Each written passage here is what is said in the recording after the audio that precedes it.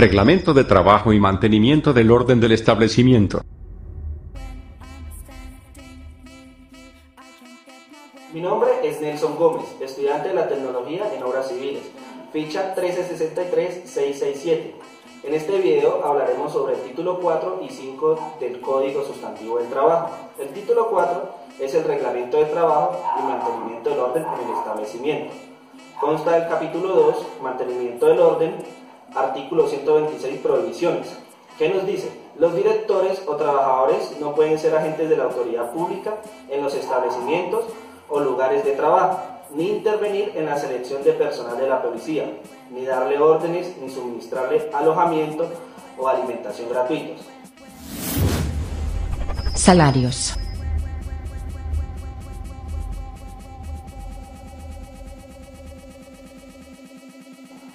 El título 5 son los salarios, que empieza con el capítulo 1, disposiciones generales. Consta del artículo 127, que son los elementos integrantes.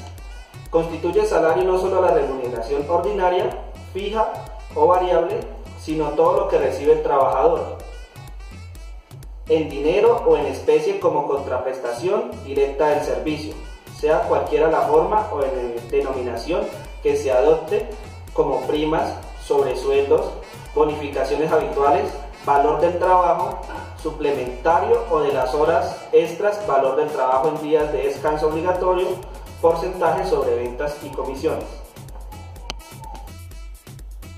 En este capítulo también tenemos el artículo 128, son los pagos que no constituyen salarios.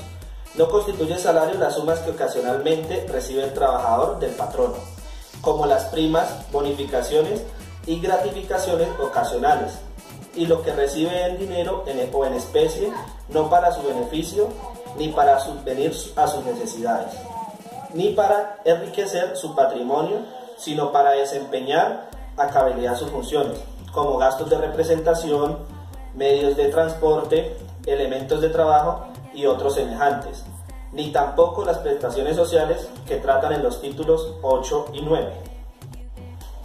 Artículo 129. Salario en especie. Constituye el salario en especie a la alimentación, habitación, vestuario que el patrono suministra al trabajador o a su familia, como parte de la retribución ordinaria de servicio, salvo la estipulación prevista en el artículo 15 de esta ley. El salario en especie debe valorarse expresamente en todo contrato de trabajo. A falta de estipulación se estimará pericialmente, sin que pueda llegar a constituir o conformar más del 50% de la totalidad del salario. Cuando el trabajador devenga el salario mínimo legal, el valor por el concepto de salario en especie no podrá exceder el 30%. Artículo 130. Viáticos. Los viáticos permanentes constituyen salario en aquella parte destinada a proporcionar al trabajador manutención y alojamiento, pero no solo el que tenga por finalidad proporcionar los medios de transporte o los gastos de representación. Siempre que se pague, debe especificarse el valor de cada uno de estos conceptos. Los viáticos accidentales no constituyen salario en ningún caso. Son viáticos accidentales aquellos que se dan con motivo de un requerimiento extraordinario, no habitual o poco frecuente. Enseguida mi compañera Vanessa continuará con la explicación de algunos de los artículos que aparecen en el capítulo 1 del título 5. Artículo 131. Propinas. Las propinas que recibe el trabajador no constituyen salario, es decir, lo que el trabajador reciba por propinas no puede pactarse como retribución al servicio prestado. Artículo 132. Formas y libertad de estipulación. El empleador y el trabajador pueden convenir libremente el salario en sus diversas modalidades, como por unidad de trabajo, por hora, por tarea, pero siempre respetando el salario mínimo legal o el fijado en los pactos. Artículo 133. Jornal y sueldo. Se denomina jornal el salario estipulado por días y sueldo el estipulado por periodos mayores. Artículo 134. Periodos de pago. El salario en dinero debe pagarse por periodos iguales y vencidos en moneda legal. El periodo de pago no puede ser mayor a una semana. Las horas extras y el recargo nocturno debe efectuarse junto con el salario ordinario del periodo en el que se ha causado. Artículo 135. Estipulación en moneda extranjera. Cuando el salario se estipula en moneda extranjera, el trabajador puede exigir el pago en su equivalente en moneda nacional colombiana, tipo de cambio oficial del día en que debe efectuarse el pago. Artículo 136. Prohibición de trueque. Se prohíbe el pago del salario en mercancías, fichas u otros medios semejantes, a menos de que se trate de una remuneración parcialmente suministrada en alojamiento, alimentación, vestido para el trabajador y su familia. Artículo 137. Venta de mercancías y víveres por parte del empleador. Se prohíbe al empleador vender a sus trabajadores mercancías, víveres, a menos que se cumpla con las siguientes condiciones. Libertad absoluta del trabajador para hacer sus compras. Publicidad de las condiciones de venta. Artículo 138. Lugar y tiempo de pago. Salvo convenio por escrito, el pago debe efectuarse en el lugar donde el trabajador presta sus servicios, durante el trabajo o inmediatamente después de que éste cese. Artículo 139. ¿A quién se le hace el pago? El salario se paga directamente al trabajador o a la persona que él autorice por escrito. Artículo 140. Salario sin prestación del servicio. Durante la vigencia del contrato, el trabajador tiene derecho a percibir el salario, aun cuando no haya la prestación del servicio por culpa del empleador o por disposición. 141. Salarios básicos para prestaciones. Solamente en pactos, convenciones colectivas y fallos arbitrales pueden estipularse salarios básicos fijos que sirvan para liquidar. Artículo 142. Irrenunciabilidad y prohibición de cederlo. El derecho al salario es irrenunciable y no se puede ceder en todo ni en parte a título gratuito ni oneroso, pero sí puede servir de garantía hasta el límite en caso de que lo determine la ley. Artículo 143. A trabajo igual, salario igual.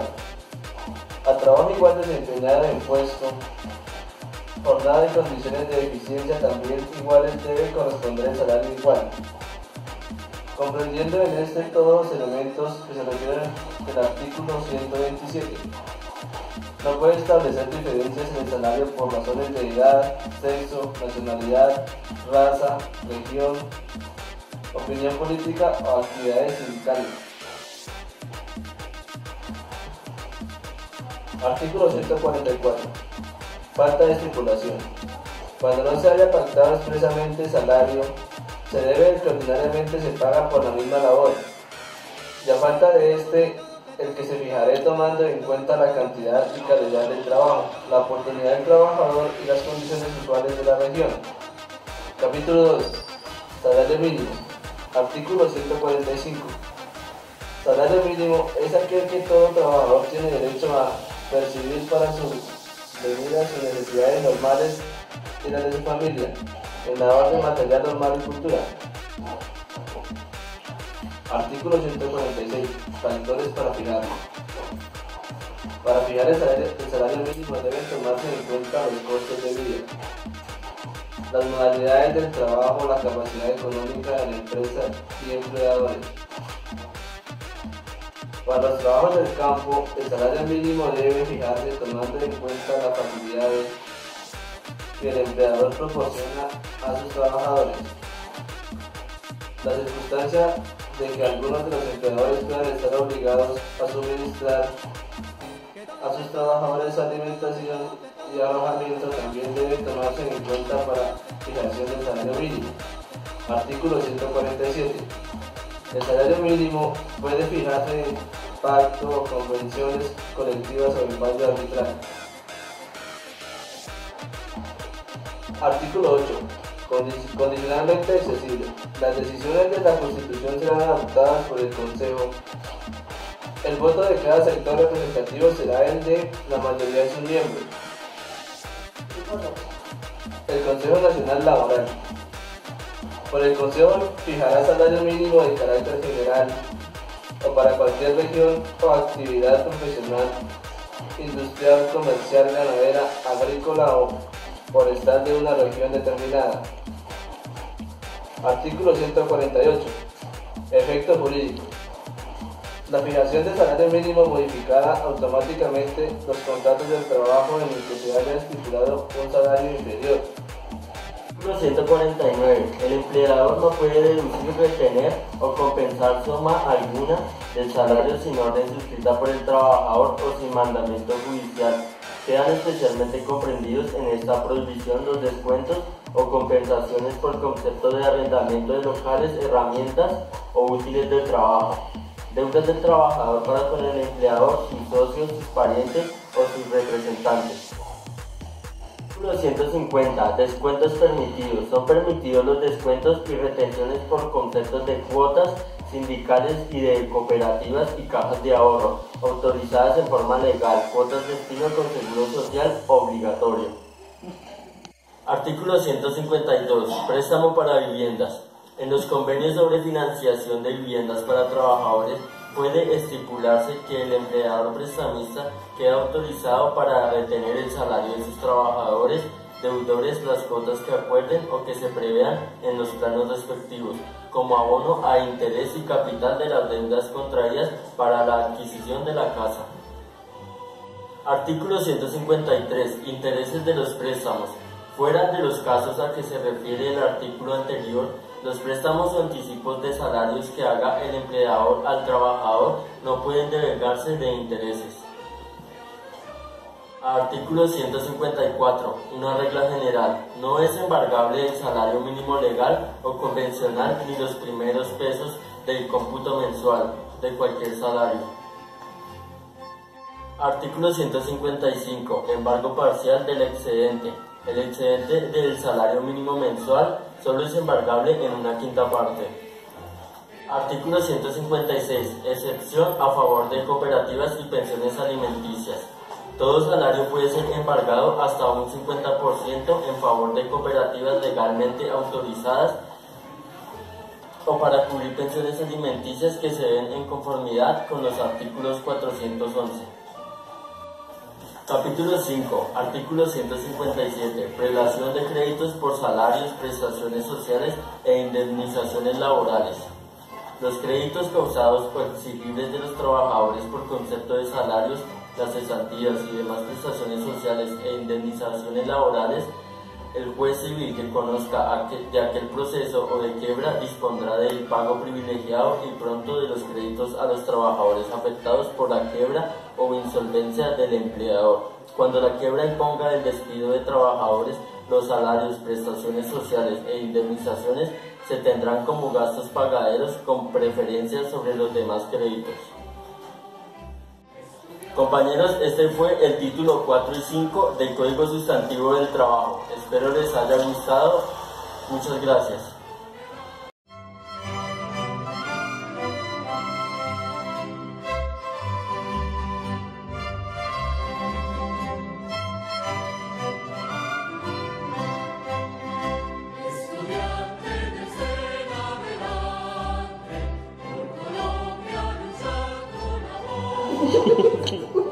Artículo 140. Salario sin prestación de servicios. Durante la vigencia del contrato, el trabajador tiene derecho a justicia.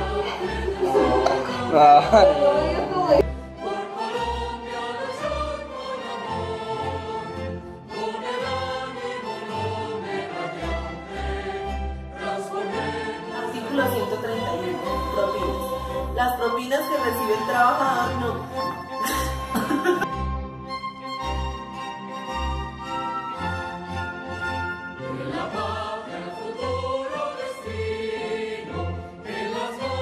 Compañeros, este fue el título 4 y 5 del Código Sustantivo del Trabajo. Espero les haya gustado y les pueda servir para la evaluación.